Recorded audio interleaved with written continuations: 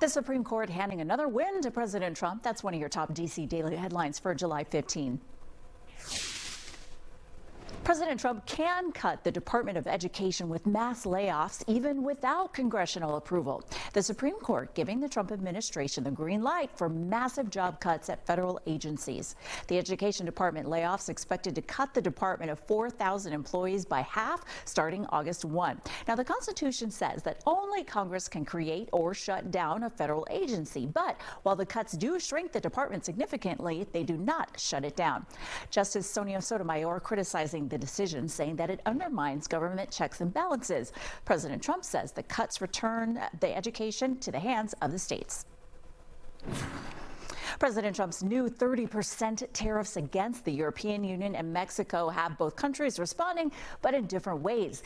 The EU considering countermeasures against the states, calling the president's tariffs, quote, absolutely unacceptable. Mexico, on the other hand, hoping to reach a new trade deal before the president's new tariffs start on August 1. President Trump also threatening to hit Russia with tariffs and more sanctions, giving Russia 10 days to come up with a peace deal with Ukraine after more than 3 years since Russia's invasion. Infighting among President Trump's base over the refusal to release the Epstein files. On Monday, the Justice Department asked the Supreme Court to deny an appeal from Epstein's convicted accomplice, Ghislaine Maxwell. Maxwell says that her sex trafficking conviction should be tossed because she says a plea deal Epstein came to with the federal government immunizes her and that the statute of limitations has run out.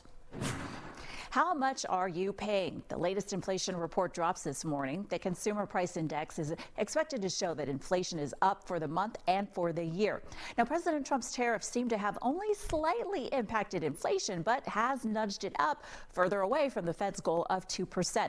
Today's report expected to show inflation is up 3% from a year ago, up from 2.8% just last month.